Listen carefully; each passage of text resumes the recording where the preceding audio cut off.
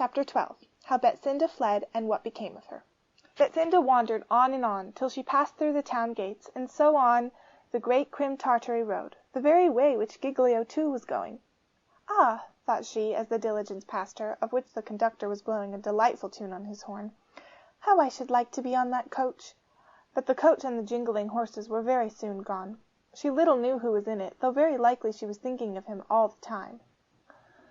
Then came an empty cart, returning from market, and the driver being a kind man, and seeing such a very pretty girl trudging along the road with bare feet, most good-naturedly gave her a seat. He said he lived on the confines of the forest, where his old father was a woodman, and if she liked, he would take her so far on the road. All roads were the same to little Betsinda, so she very thankfully took this one. And the carter put a cloth around her bare feet, and gave her some bread and cold bacon, and was very kind to her, for all that she was very cold and melancholy. When after travelling on and on, evening came, and all the black pines were bending with snow, and there at last was the comfortable light beaming in the woodman's window. And so they arrived and went into his cottage. He was an old man, and had a number of children, who were just at supper, with nice hot bread and milk, when their elder brother arrived with the cart, and they jumped and clapped their hands, for they were good children, and he had brought them toys from the town. And when they saw the pretty stranger, they ran to her, and brought her to the fire, and rubbed her poor little feet, and brought her bread and milk. "Look, father," they said to the old woodman, "look at this poor girl, and see what pretty cold feet she has. They're as white as our milk. And look and see what an odd cloak she has, just like the bit of velvet that hangs up in our cupboard, which you found that day the little cubs were killed by King Padella in the forest. And look, why bless us all, she has got round her neck just such another little shoe as you brought home and have shown us so often, a little blue velvet shoe." "What?" said the old woodman. "What is all this about a shoe and a cloak?" And Betsinda explained that she had been left, when quite a little child, at the town with this cloak and shoe, and the persons who had taken care of her had been angry with her for no fault she hoped of her own, and they had sent her away with her old clothes, and here, in fact, she was. She remembered having been in a forest, and perhaps it was a dream, it was so very odd and strange, having lived in a cave with lions there, and before that having lived in a very, very fine house, as fine as the king's, in the town. When the woodman heard this, he was astonished. It was quite curious to see how astonished he was. He went to his cupboard, and took out of a stocking a 5-shilling piece of King Cavolfiore, and vowed it was exactly like the young woman. And then he produced the shoe and piece of velvet which he had kept so long, and compared them to the things which Betsinda wore. In Betsinda's little shoe was written, "Hopkins, maker to the royal family," so in the other shoe was written, "Hopkins, maker to the royal family." In the inside of Betsinda's piece of cloak was embroidered, "Prin Rosal," and the other piece of the cloak was embroidered, "Ces Ba number 246." So that, when put together, you read, "Princess Rosalba number 246. On seeing this, the dear old woodman fell down on his knee, saying, "O my princess, O my gracious royal lady, O my rightful queen of Crim Tartary, I hail thee, I acknowledge thee, I do thee homage." And in token of his fealty, he rubbed his venerable nose 3 times on the ground, and put the princess's foot on his head. "Why," said she, "my good woodman, you must be a nobleman of my royal father's court."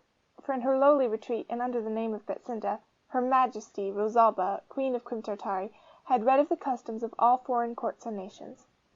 "Marry, indeed I am, my gracious liege. The poor Lord Spinachi once, the humble woodman these 15 years syne, ever since the tyrant Padella, may ruin overtake the treacherous knave, dismissed me from my post of First Lord." "First Lord of the toothpick and joint keeper of the snuff-box? I mind me, thou heldest these posts under our royal sire.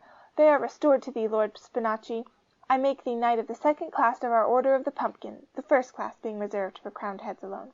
Rise, Marquis of Spinachi."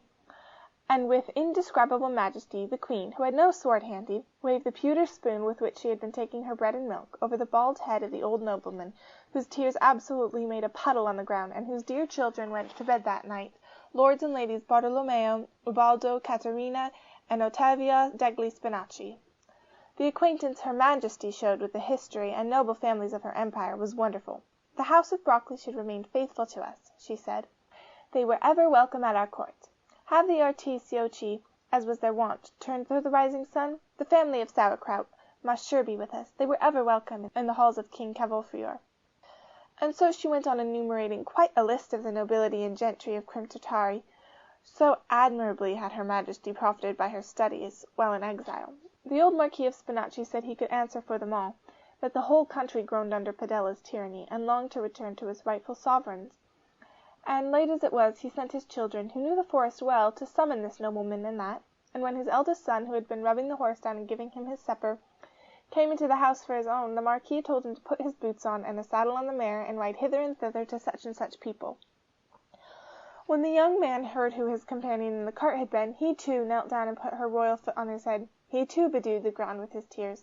He was frantically in love with her, as everybody now was who saw her. So were the young lords Bartolomeo and Ubaldo, who punched each other's little heads out of jealousy.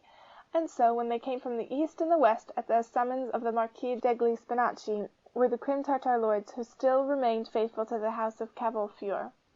They were such very old gentlemen, for the most part, that Her Majesty never suspected their absurd passion, and went among them quite unaware of the havoc her beauty was causing, until an old blind lord who had joined her party told her what the truth was, after which, for fear of making the people too much in love with her, she always wore a veil. She went about privately from one nobleman's castle to another, and they visited among themselves again, and had meetings, and composed proclamations and counter-proclamations, and distributed all the best places of the kingdom amongst one another, and selected who of the opposition party should be executed when the Queen came to her own. And so, in about a year, they were ready to move. The party of Fidelity was in truth composed of very feeble old fogies for the most part. They went about the country waving their old swords and flags, and calling "God save the Queen," and King Padella happened to be absent upon an invasion. They had their own way for a little while. To be sure, the people were very enthusiastic whenever they saw the Queen. Otherwise the vulgar took matters very quietly, for they said, as far as they could recollect, they were pretty well as much taxed in Cavolfiore's time as now in Padella's. End of chapter 12.